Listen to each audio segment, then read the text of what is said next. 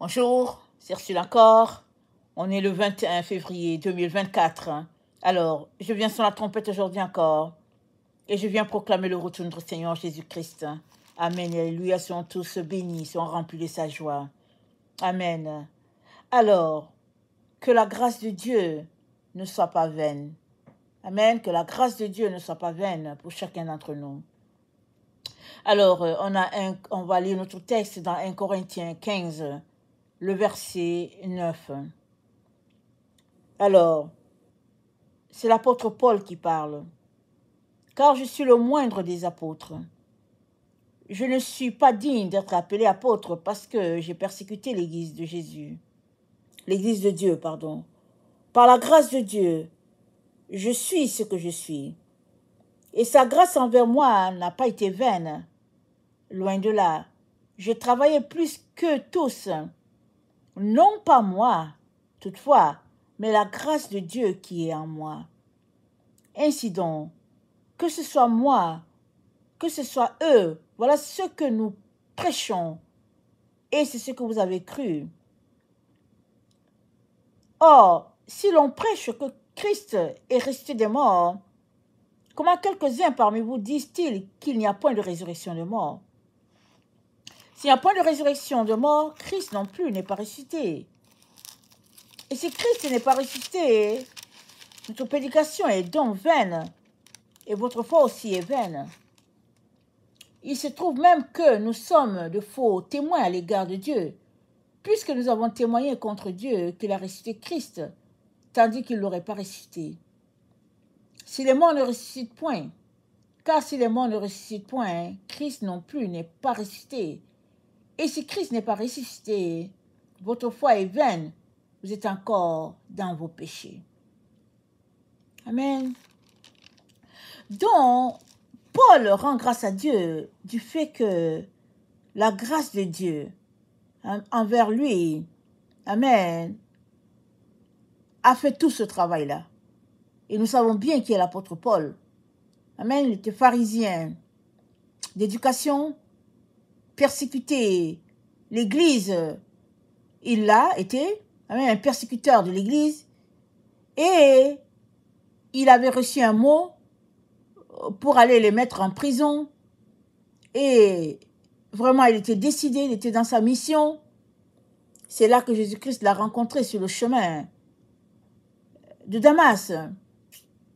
Et la vie de Paul a changé. Là, à cet endroit, la vie de Paul a changé. Et si bien que, de persécuteur d'église qu'il était, il en est devenu le défenseur de l'église, mais surtout, il a prêché la parole de Dieu. Il est allé d'endroit en endroit, dans les synagogues, dans les endroits reculés, n'est-ce pas, pour répandre la vérité dans le cœur des Juifs qui étaient aussi à l'extérieur de Jérusalem, mais aussi des païens. Amen. Alors, nous savons tous ce qui est arrivé à Paul, n'est-ce pas? Comment il a été fait prisonnier et des prisons, il écrivait les lettres parce que il y avait des problèmes qui ont surgi dans les différentes églises qu'il a laissées, surtout à l'église de Corinthe. Et nous pouvons constater, n'est-ce pas, que Dieu est au contrôle de tout, n'est-ce pas? S'il n'y avait rien, peut-être que Paul allait juste écrire des lettres simples, des lettres de bonjour. Mais il y avait des problèmes qui se sont soulevés là. Alors Paul, quoi qu'il était en prison, il a écrit en donnant des conseils, en disant comment se comporter. Et aujourd'hui, nous bénéficions tous de ces lettres-là. Voilà la grâce de Dieu. Amen. Une grâce de Dieu qui n'a pas été vaine pour lui. Comment ça? Paul pouvait passer son temps à se plaindre. Vous voyez, il pouvait dire, mais voilà, j'avais un bon avenir, et maintenant on m'a mis en prison, et puis ma vie s'est gâchée, et puis il pouvait rajouter et rajouter et rajouter. Mais Paul a dit, je puis tout par celui-là qui me fortifie. Et étant en prison, il a rendu grâce à Dieu en toutes choses. Et il écrivait des lettres pour encourager, pour exhorter la troupe. Et aujourd'hui, nous sommes encouragés, exhortés par ces lettres-là, comme si Paul était là. Amen. Et nous pouvons louer le Seigneur pour ses enseignements, parce que ses enseignements sont très profonds. Et on peut constater, n'est-ce pas, la connaissance, n'est-ce pas, que Dieu lui a donnée de l'Évangile. Parce que c'était un intellectuel. Si on voulait comparer la vie de Paul aujourd'hui, combien de PhD aurait-il, on ne sait pas. Mais c'était un érudit. Mais quand la grâce de Dieu s'est manifestée et que le Saint-Esprit est entré dans sa vie, il avait une compréhension des Écritures à un tel niveau qu'il pouvait mieux enseigner. Vous savez, la connaissance, n'est-ce pas, des choses spirituelles fait qu'on peut atteindre plusieurs. Alors lui, Paul, il a été persécuteur d'église et maintenant il en est le défenseur et il sait les arguments qu'ils utilisaient pour briser l'église de Jésus-Christ et maintenant il sait comment mieux expliquer les mêmes textes qu'il refutait. Amen. Et Paul nous dit, dans le texte qu'on a lu, il dit, la grâce de Dieu, amen, n'a pas été vaine. Alors, il dit, loin de moi, il dit, et sa grâce envers moi n'a pas été vaine. Loin de là, j'ai travaillé plus que tous, mais non pas moi, toutefois, mais la grâce de Dieu qui est en moi. Alors, c'est quoi la grâce? La grâce, c'est la faveur de Dieu. C'est un cadeau de Dieu. C'est quelque chose de non mérité. On ne le mérite pas. Et Dieu nous l'offre en tant que cadeau. Il prend la chose, il te donne et puis il met ton nom dessus. Et tu sais que non, tu n'es pas digne de cela. Il te dit, voilà, je te l'offre. Et Dieu a offert sa grâce à Paul alors qu'il partait pour tuer les apôtres. Et la grâce de Dieu s'est manifestée. Il a entendu sa voix, il n'a pas vu, mais il a entendu sa voix. Et Jésus a dit, Saul, pourquoi me persécutes-tu? Il a dit, qui es-tu? Il dit, je suis Jésus que tu persécutes. Il te sera difficile de réjamber contre les aiguillons. Et là, Paul vient de réaliser que, tiens, c'était donc vrai. Tout ce que les apôtres disaient, c'était donc vrai. Paul s'est retiré pendant quelques mois pour mieux scruter les Écritures encore. Et il est devenu aveugle en ce temps-là, n'est-ce pas? Ananias est allé, a prié pour que ses yeux s'ouvrent. Il a été baptisé de l'Esprit. Et il a prêché dans les environs. Jusqu'à ce que, quand le moment est venu pour lui d'aller rencontrer les apôtres à Jérusalem, il est parti les rencontrer pour se faire connaître. Et qu'est-ce que ça veut dire? Ça dit, tout ce qu'il faisait, c'était quoi? C'était travailler pour la gloire de Dieu. Il travaillait pour la gloire de Dieu. C'est ça que ça fait. Quand le Saint-Esprit agit, quand Dieu t'appelle, amen, et qu'il te donne son esprit, parce que c'est dit que celui que Dieu appelle, Dieu lui donne l'esprit en fonction de son appel. Alors quand Dieu te donne son esprit, c'est pas pour que tu gardes l'esprit dans le tiroir. Pour que tu dises, je parle en langue, j'ai les dons de guérison. J'ai les dons de miracle. C'est pas pour que tu dis ça. C'est pour que, avec ces dons, tu puisses servir le Seigneur. C'est pourquoi il te les a donnés. Alors, tu peux travailler. Ou bien, tu peux te reposer sur tes lauriers. Et malheureusement, il y a beaucoup qui se reposent sur leurs lauriers. Ils célèbrent le salut que Jésus-Christ leur a donné. Alléluia, amen. Il faut le célébrer à tout moment. Mais une fois qu'ils finissent de célébrer le salut, qu'est-ce qu'ils devraient faire? il devrait se lever pour aller proclamer aux alentours que le Fils de Dieu est venu racheter l'humanité. Il devrait faire ça. Mais malheureusement, ce n'est pas ça qui est compris. Plusieurs ont la grâce, ils en bénéficient, mais le zèle n'est pas là pour répandre l'évangile. C'est dû à quoi? Amen? C'est dû à quoi? Souvent, ça peut être dû à une mauvaise information ou bien un mauvais enseignement. Parce qu'on peut penser que, ok, Jésus-Christ m'a sauvé, alors il a tout payé, je n'ai besoin de rien faire. Il y a de tels enseignements qui circulent. Jésus-Christ a tout payé et puis je n'ai rien, je n'ai pas besoin de grand chose et j'attends le paradis. Mais aussi, on peut dire, ok, Jésus-Christ m'a sauvé. Il a tout payé. Qu'est-ce que je peux bien faire? Qu'est-ce que je peux faire pour lui exprimer ma reconnaissance? Et c'est ça l'attitude qu'on devrait avoir. Rempli de zèle pour faire l'œuvre de Dieu. Dans Romains 13,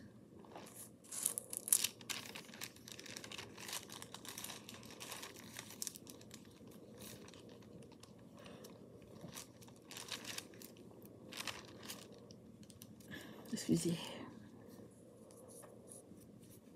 Dans Romains 12, c'est Romains 12, le verset 1 et 11. Ayez du zèle et non de la paresse. Soyez fervents d'esprit. Servez le Seigneur. Réjouissez-vous en espérance. Soyez patients dans l'affliction. Persévérez dans la prière. Ayez du zèle et non de la paresse. Donc voilà. La paresse, c'est le contraire du zèle. Mais le zèle, on le trouve où? Le zèle, il vient avec ton amour pour le Seigneur. Ton engouement pour lui, le zèle vient avec. Si tu l'aimes, tu seras zélé. C'est tout. Parce que le Saint-Esprit qui est en toi te fait fonctionner pour la gloire de Dieu. Tu ne veux pas te reposer.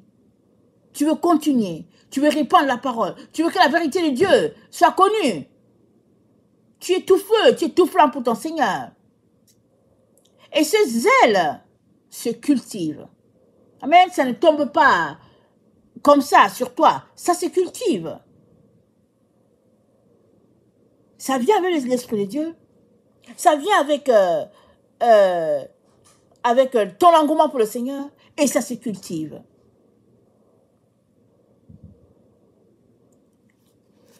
Dans Apocalypse 3, le verset 19.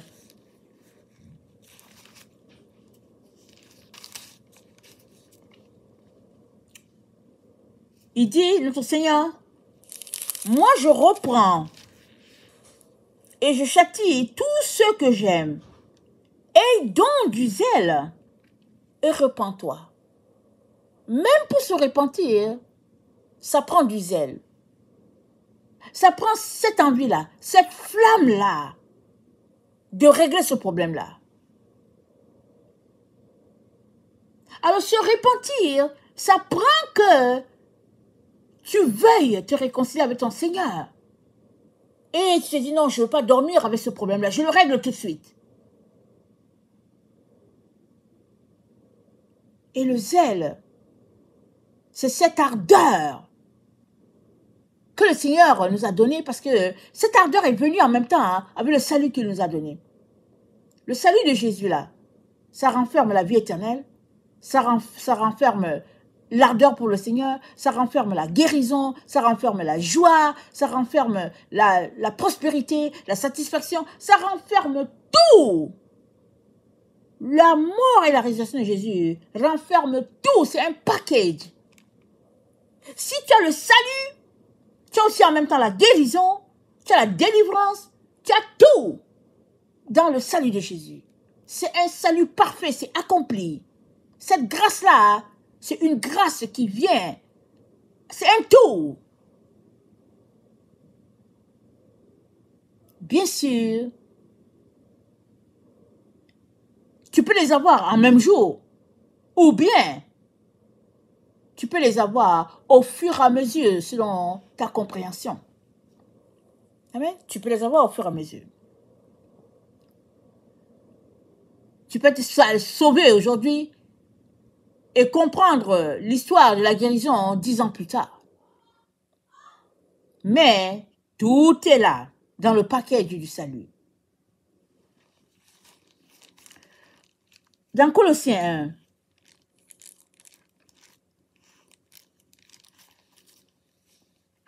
au verset 15, c'est dit, « Il est l'image du Dieu invisible, le premier-né de toute la création, car en lui ont été créées toutes les choses qui sont dans les cieux et sur la terre, les visibles et les invisibles. Trône, dignité, domination, autorité, tout a été créé par lui et pour lui.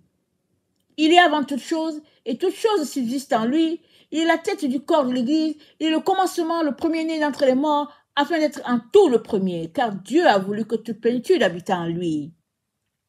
Il a voulu par lui réconcilier tout avec lui-même, tant ce qui est sur la terre que ce qui est dans les cieux, en faisant la paix par lui et par le sang de la croix. Tout est en lui, tout. Voilà pourquoi tu ne peux pas te reposer sur tes lauriers en disant « Je suis sauvé, alléluia, amen, merci pour la grâce, et Seigneur, je te prie pour tel, et puis je te prie, et puis tu t'arrêtes là. » C'est bien de prier pour les gens, mais à un moment donné, il faudra que tu te lèves de prier, que tu ajoutes à la prière le fait de répandre l'évangile, de telle sorte que il y a un temps de la louange, un temps de louange pour dire au Seigneur, merci parce que tu m'as sauvé, un temps pour prier pour les uns et les autres, et un temps pour aller évangéliser. Ça fait partie du package. C'est plusieurs blocs de choses que tu dois faire, justement à cause de cette grâce de Dieu qui t'a été accordée.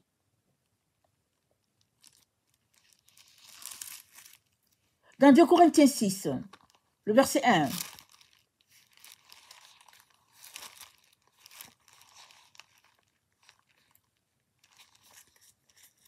Deux Corinthiens 6, le verset 1, c'est dit, « Puisque nous travaillons avec Dieu, nous vous exhortons à ne pas recevoir la grâce de Dieu en vain. Car il est dit, au temps favorable, je t'ai exaucé. Au jour du salut, je t'ai secouru. Voici maintenant le temps favorable. Voici maintenant le jour du salut. » Amen. Ne reçois pas la grâce de Dieu en vain. Dieu t'a exaucé au temps favorable. Et Dieu est là dans ta vie. Tu peux mentionner ses bienfaits partout, à tout moment.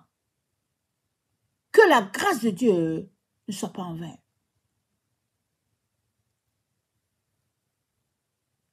Ou si tu veux, ne prends pas juste le côté de bénéfice de ce que Jésus-Christ a fait pour toi,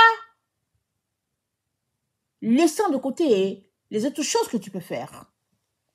Beaucoup d'enfants de Dieu sont contents du salut de Jésus. Ils veulent le paradis. Mais les autres choses ne les dérangent pas. Ils sont occupés, ils ont un travail à faire, ils ont ceci à faire, ils ont telle activité et tout, mais ils sont sauvés, ils sont les enfants de Dieu et puis bon voilà, le paradis c'est pour eux. Mais si c'est comme ça que tu vois le salut de Jésus, alors ça veut dire que tu n'as pas bien compris.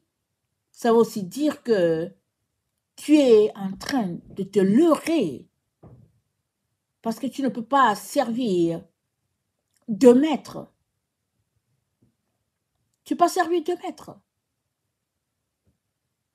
Si tu acceptes Jésus dans ta vie, alors tu dois lui être pleinement et entièrement dévoué, à 100%. Et lui ayant donné les 100%, c'est comme ça que l'engouement aussi sera là. Puisque tu n'as plus de vie. C'est Christ qui est ta vie. Alors si Christ est ta vie, Il te reste tout simplement à le répandre, à l'annoncer, à le proclamer. Très souvent, on n'arrive pas à avoir ce zèle-là parce qu'on est dans plusieurs choses à la fois. On est en train de faire quelque chose de B, après on se retrouve à faire quelque chose de Z, après on se retrouve ici. On est partagé, on fait plusieurs choses à la fois. Ah non, mais je n'ai pas fini ceci, je dois faire ceci, après je dois faire ceci. Tellement d'activités. Mais cette grâce de Dieu ne t'a pas été donnée en vain et tu as besoin de la répandre. Ça fait partie du package que tu as reçu. Tu as reçu le salut, mais tu as aussi reçu d'aller par tout le monde. Amen. Et d'annoncer la bonne nouvelle à tout le monde. Ça fait partie, c'est dans le package. Tu ne peux donc pas prendre le salut pour dire, ok, alléluia, amen, Seigneur, le salut c'est pour moi, amen, amen. Et maintenant, l'autre partie, tu ne fais pas. Si tu ne vas pas répandre la parole de Dieu, qui va la faire? Amen, qui va la faire? Tu es appelé à faire ta part, l'autre aussi fera sa part, de telle sorte que finalement, on aura rassemblé tous ceux-là qui doivent être rassemblés. Amen. Et dans 1 Timothée 4, le verset 10, 1 Timothée 4, le verset 10, voilà ce qui est dit. Nous travaillons en effet et nous combattons parce que nous mettons notre espérance dans le Dieu vivant qui est le sauveur de tous les hommes, principalement des croyants. Déclare ces choses et enseigne-les, que personne ne méprise ta jeunesse. Mais sois un modèle pour les fidèles en parole, en conduite, en charité, en foi et en pureté, jusqu'à ce que je vienne. Sois un modèle. Alors, comment seras-tu un modèle pour ceux-là que tu as amenés au Seigneur, pour ceux-là que tu évangélises, pour ceux-là vers qui tu vas pour témoigner de Jésus? Comment seras-tu un modèle si tu ne travailles pas à ton salut avec crainte et tremblement? Si tu es juste là assis, pour profiter des avantages du salut, et quand vient le moment d'agir, tu n'agis pas.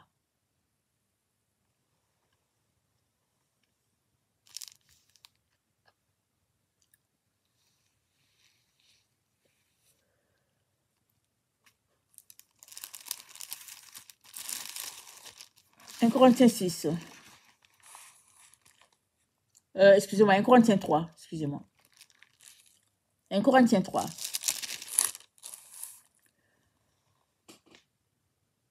Le verset 3. En effet, puisqu'il y a parmi vous de la jalousie et des disputes, n'êtes-vous pas charnels et ne marchez-vous pas selon l'homme? Quand l'un dit, moi je suis de Paul et un autre, moi d'Apollos, n'êtes-vous pas des hommes? Qu'est-ce donc qu'Apollos? Qu'est-ce Paul? Des serviteurs par le moyen desquels vous avez cru selon que le Seigneur l'a donné à chacun. J'ai planté, Apollos a arrosé, mais Dieu a fait croître. En sorte que ce n'est pas celui qui plante qui est quelque chose, ni celui qui arrose, mais Dieu qui fait croître.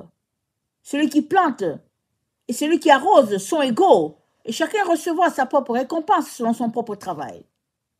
Amen. Chacun recevra sa propre récompense selon son propre travail. Pourtant, il dit quoi? Il dit, j'ai planté, Apollos a arrosé. Mais selon ton propre travail. Alors, à quel rythme travailles-tu? Quelles sont les conditions de ta vie? Et comment t'organises-tu pour travailler, répandant la parole de Dieu? C'est tout ça que le Seigneur va regarder pour te noter. C'est pas vrai que Jésus t'a donné sa vie et bon, alléluia, amen. Tu loues le Seigneur pour cela. Et tu fais tes différentes activités de l'église. Et puis après, tu t'arrêtes là. C'est pas vrai. C'est pas vrai que ça, c'est ça que Dieu nous a appris. La vérité qu'il nous a appris, c'est que allez de par le monde et répandez la bonne nouvelle. Ceux-là qui auront cru, ils seront guéris. S'ils prennent un breuvage mortel, rien ne leur arrivera. Et en allant faire des disciples, a dit Jésus. Voilà la vérité qu'il nous a appris. Et ça, c'est cela, travailler à son salut. Et Paul a dit, avec crainte et tremblement. Parce qu'un jour, on se tiendra devant Dieu et chacun va rendre compte, n'est-ce pas, de ce à quoi Dieu l'a appelé, chacun. Et c'est dit, car nous sommes ouvriers avec Dieu, vous êtes le champ de Dieu, l'édifice de Dieu. Pour plusieurs, ils ont le salut, alléluia, amen, ça s'arrête là. Mais on va se tenir devant Dieu. Chacun va se tenir devant Dieu pour rendre compte de comment il a travaillé, comment il a servi Dieu dans son corps humain alors qu'il professait d'être enfant de Dieu. Verset 10, nous sommes dans 1 Corinthiens 3, le verset 10. Selon la grâce de Dieu qui m'a été donnée, j'ai posé le fondement comme un sage architecte. Un autre bâtit dessus, mais que chacun prenne garde à la manière dont il bâtit dessus. Que chacun prenne garde à la manière dont il travaille pour le Seigneur. Car personne ne peut poser un autre fondement que celui qui a été posé, à savoir Jésus-Christ. Que chacun prenne garde à la manière dont il bâtit dessus. Combien de temps accordes-tu au Seigneur par jour? Combien de temps? Même si tu ne prêches pas à quelqu'un et que tu passes le temps devant le Seigneur, lire la parole et tout, ça fait partie du travail.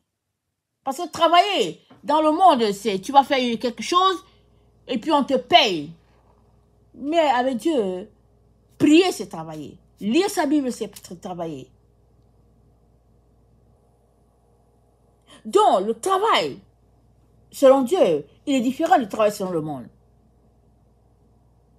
Alors, raison de plus encore pour travailler pour lui. Parce que alors que les hommes vont dire tu ne travailles pas, tu travailles pour Dieu. Alors que les gens ne voient pas qu'est-ce que tu fais, tu travailles pour Dieu.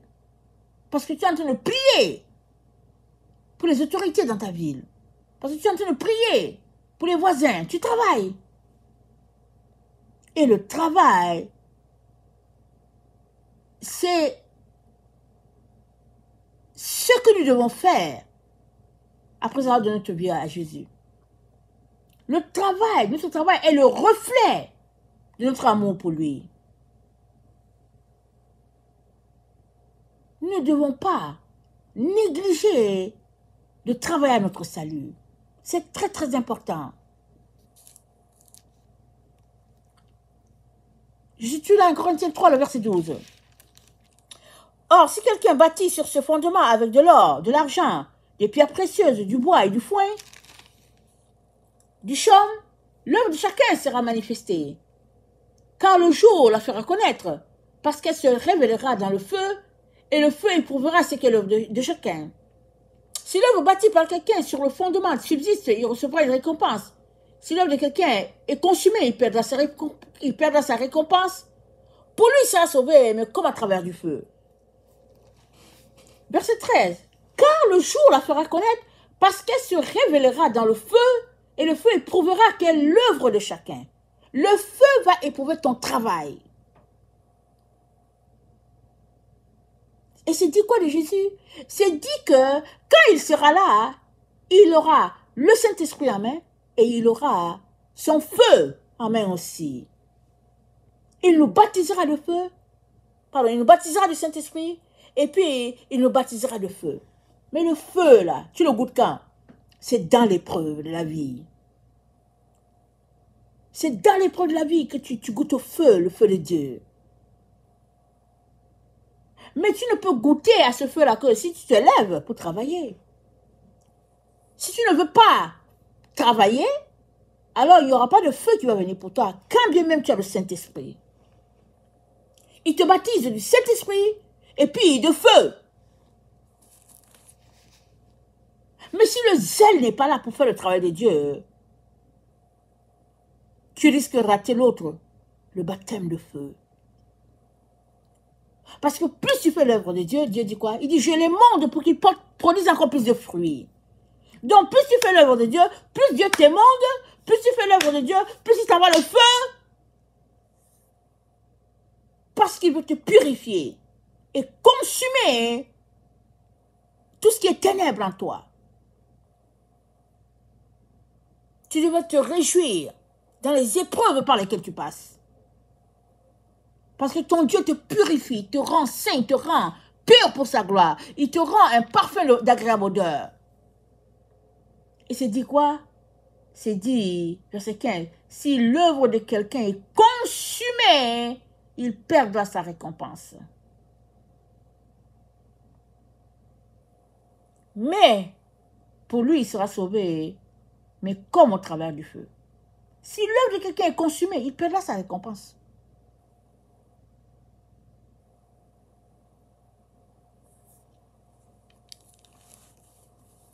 Alors, où es-tu en train de bâtir? Ou bien as-tu les mains croisées en train de dire, en train de trouver toutes sortes de raisons pour expliquer pourquoi tu n'es pas en train de travailler pour le Seigneur? Pourquoi tu n'es pas en train de répandre l'évangile? Qu'est-ce qui fait que tu es là, nonchalant, que tu ne fais pas l'œuvre? C'est quoi qui se passe? La seule chose qui peut expliquer cela, c'est que dans le fond, tu n'es pas sauvé.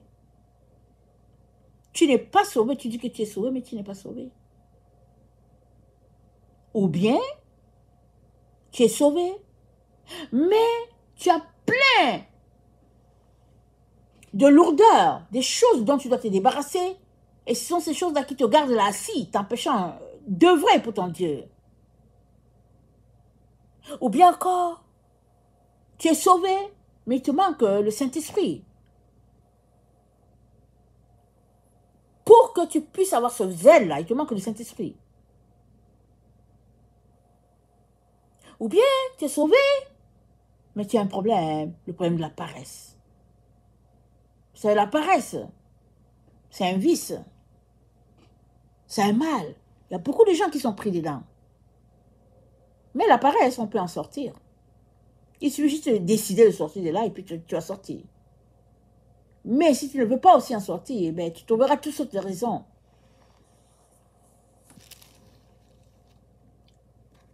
Et pour nous aider, Dieu nous a donné l'exemple le plus simple. Vous savez, notre Dieu, il est très simple.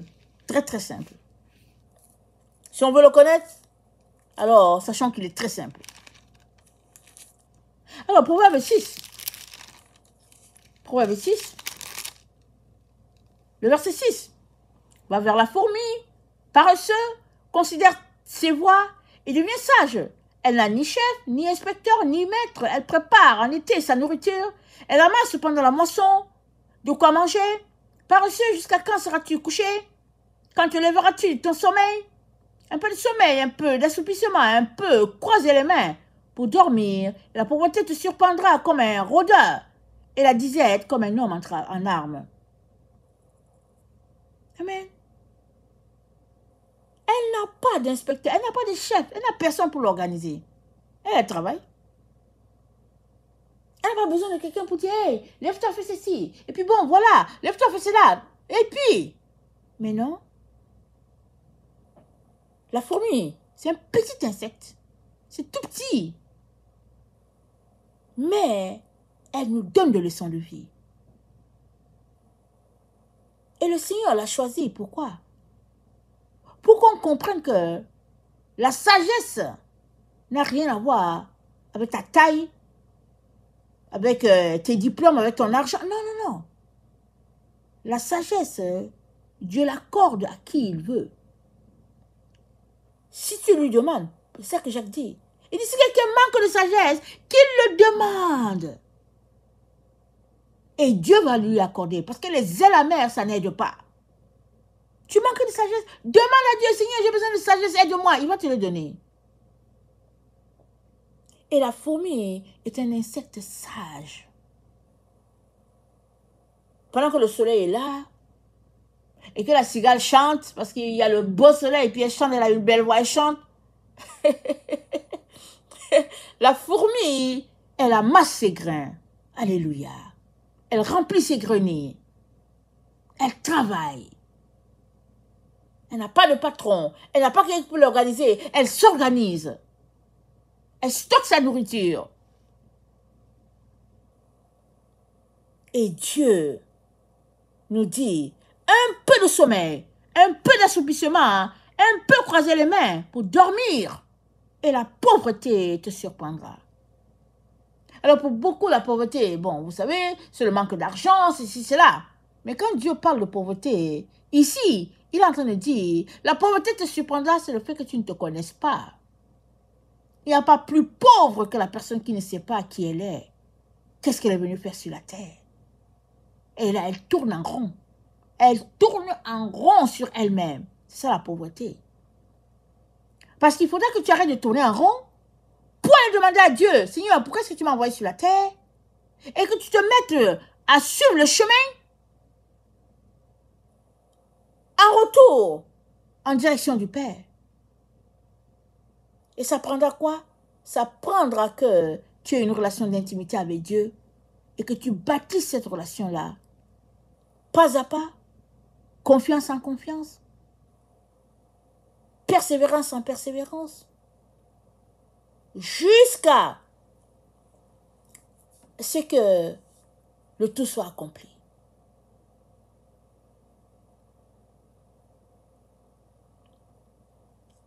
Oui, Jésus-Christ a payé pour nous sur la croix. Alléluia, amen. Merci Seigneur. Et sur la croix, il a dit, tout est accompli. Il a accompli son travail en totalité. Pour que toi et moi, nous puissions aussi accomplir les nôtres. Alléluia, amen. On célèbre la victoire de Jésus. Sa mort, sa résurrection. Alléluia, béni soit le Seigneur. On le célèbre, on le célèbre.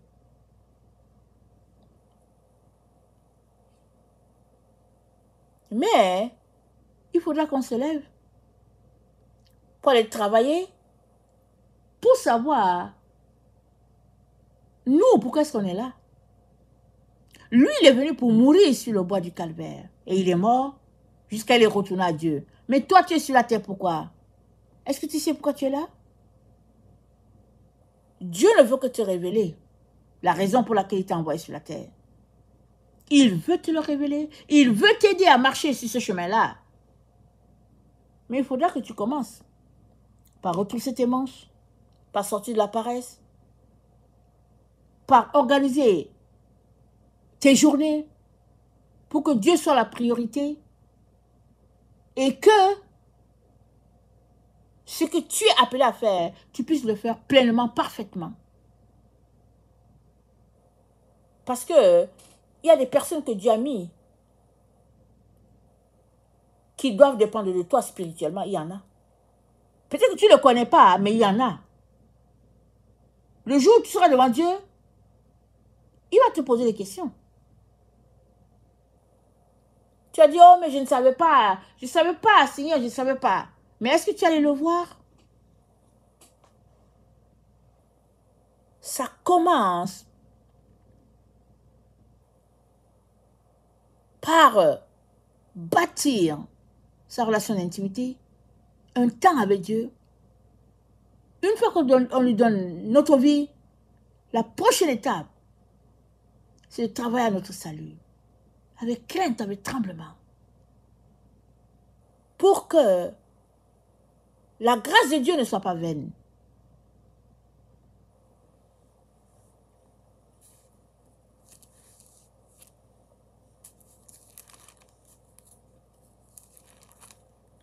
Proverbe 24. 30. Proverbe 24, le verset 30. J'ai passé près du champ d'un paresseux et près de la vigne d'un homme dépourvu de sens. Et voici les épines y croissaient partout. Les ronces en couvraient la face et le mur de pierre était écroulé. J'ai regardé attentivement et j'ai tiré instruction de ce que j'ai vu. Un peu de sommeil, un peu d'assoupissement, un peu croiser les mains pour dormir, et la pauvreté te surprendra comme un rôdeur, et la disette comme un homme en armes. Un peu de sommeil, un peu d'assoupissement, un peu croiser les mains, et la pauvreté.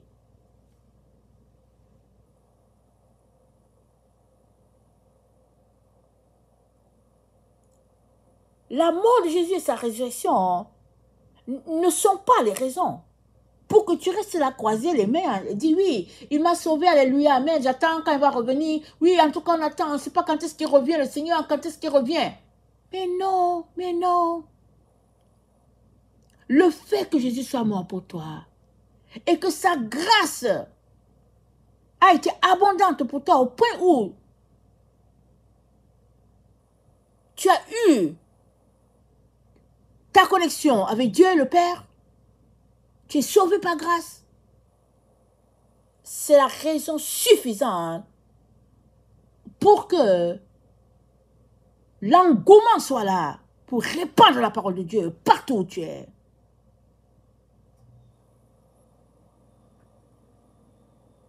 On doit te reconnaître comme quelqu'un qui est en feu pour le Seigneur. Et c'est vrai, tu rencontreras ce type de personnes-là qui disent que oui, moi aussi, quand je donne ma vie premièrement au Seigneur, j'étais comme toi, j'étais zélé, mais après, c'est passé. Dès que tu entends quelqu'un comme ça, fuis-le. Amen. Dès que tu entends quelqu'un te dire, oh, moi aussi j'étais comme ça, et puis après, maintenant, ça s'est calmé, fuis, ramasse tes pieds, fuis. C'est un ennemi de Dieu. C'est ton ennemi.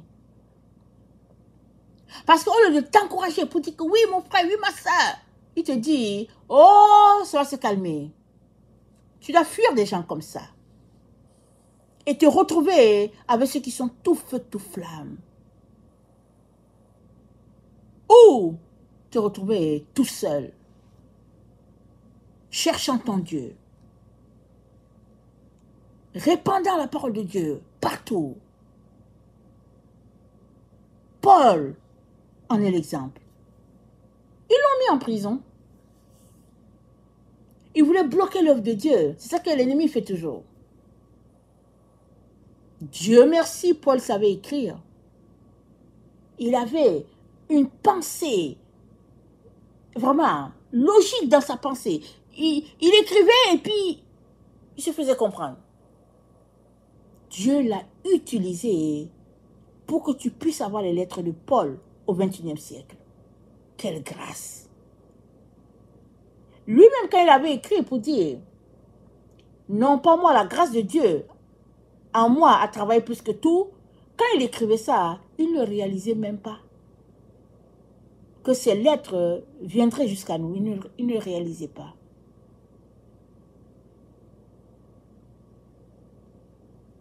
Et la grâce de Dieu pour lui, n'a pas été vaine. C'est pareil pour toi, c'est pareil pour moi. Mais si nous ne levons pas pour répandre la semence, alors nous sommes en train de dire à Dieu, c'est vain tout cela. Le sacrifice de ton fils, c'est vain.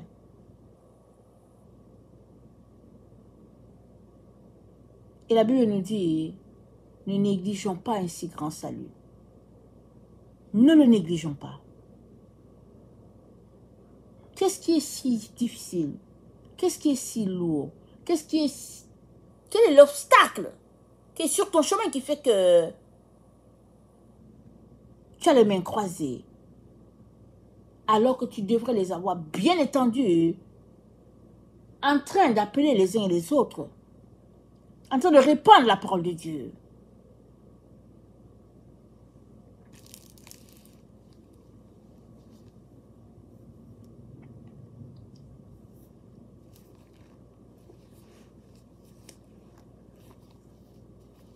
Je terminerai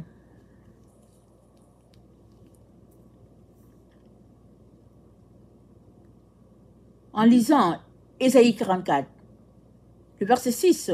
Ainsi parle l'Éternel, roi d'Israël, et son Rédempteur. L'Éternel des armées. Je suis le premier et je suis le dernier. Et hors moi, il n'y a point de Dieu. Qui a comme moi fait des prédictions? qui le déclare et me le prouve depuis que j'ai fondé le peuple ancien, qu'il annonce l'avenir et ce qui doit arriver. N'ayez pas peur et ne tremblez pas, ne te laisse pas dès longtemps annoncer et déclarer. Vous êtes mes témoins. Y a-t-il un autre Dieu que moi? Il n'y a pas d'autre rocher, je n'en connais point. Tu es le témoin de ton Dieu, comme Paul a été témoin. Tu es témoin. Alors le témoin, qu'est-ce qu'il fait? Il ne reste pas là les mains croisées, puis... Non, il fait quelque chose. Il grouille, il se secoue, il se sépare de tout ce qui lui perd le temps, l'énergie. Et il met la priorité au bon endroit et Jésus, c'est lui la priorité. Ne te laisse pas voler ta couronne, mon frère, ma soeur. Ne te laisse pas voler tout ce que Dieu a prévu pour toi. La récompense, ça vient toujours après le travail. Amen. La récompense vient après le travail. Ne te laisse pas tromper par ceux qui disent que oui, tu as été sauvé et puis tu n'as pas besoin de tout ça. Et puis, non, non, non. Tu as été sauvé. Alléluia. Amen. Que la grâce de Dieu pour toi ne soit pas vaine. Que le Seigneur bénisse sa parole. Maranatha, Jésus revient. Amen et alléluia, sont tous bénis. Amen et amen.